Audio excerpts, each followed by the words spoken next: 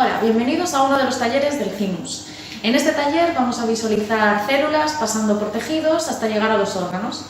Para visualizar estas estructuras lo haremos a través de los microscopios que hay en el centro. Espero que os guste. ¡Vamos allá!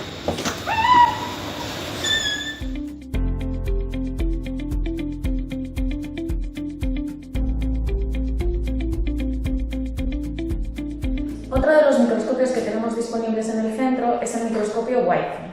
Este microscopio es un microscopio invertido que nos permite tanto visualizar células fijadas como células in vivo.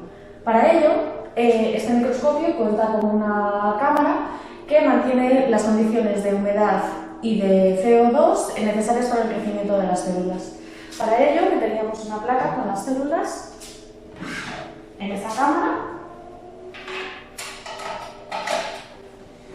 y las podemos seguir a lo largo de 24 o 48 horas y durante ese tiempo sacar distintas fotografías. Las teñimos con distintos fluorocromos y nos permiten realizar distintos estudios sobre ellas. Por ejemplo, en este caso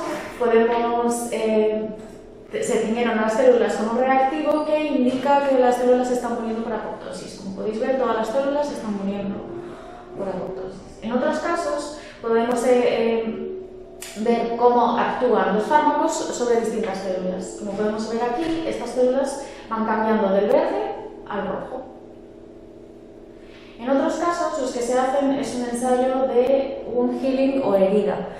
Para ello, en una monocapa de células se realiza una herida y se observa la migración de las células a lo largo del tiempo. Bueno, este es un breve resumen de cómo trabajamos con el Whitefield y espero que os haya gustado.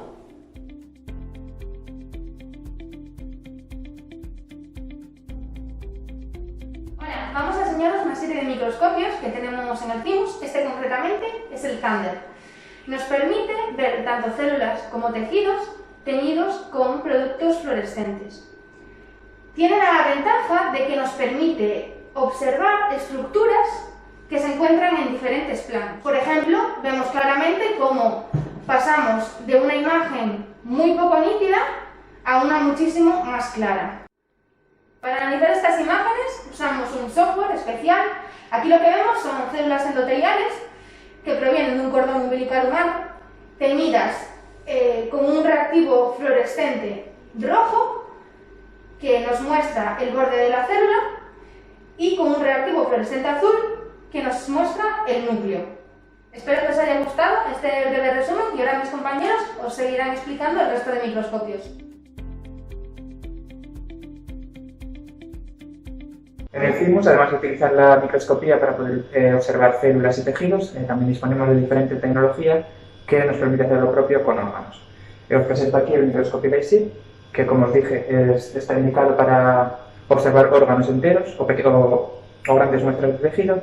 Permite observar la fluorescencia de las muestras teñidas y la base en la que consiste es en tener unas muestras que igualen el índice de refracción del líquido en el que van a ir sumergidos. Para ello lo que tenemos que hacer es someter al órgano a un proceso de clarificado. Para este proceso lo primero que hacemos es generar una matriz de un hidrogel dentro del órgano que posteriormente va a servir como soporte, y el siguiente paso consiste en la eliminación de los lípidos del mismo, que es lo que le dan opacidad. Y como podemos ver en las dos muestras que tenemos aquí, a la izquierda un cerebro de rata antes de empezar todo el proceso y a la derecha clarificado, prácticamente transparente, después de haberlo terminado. Una vez clarificada la muestra, ya la tenemos lista para sumergirla en el líquido al cual le hemos igualado el índice de refracción y ya podemos montarla para visualizarla en el microscopio.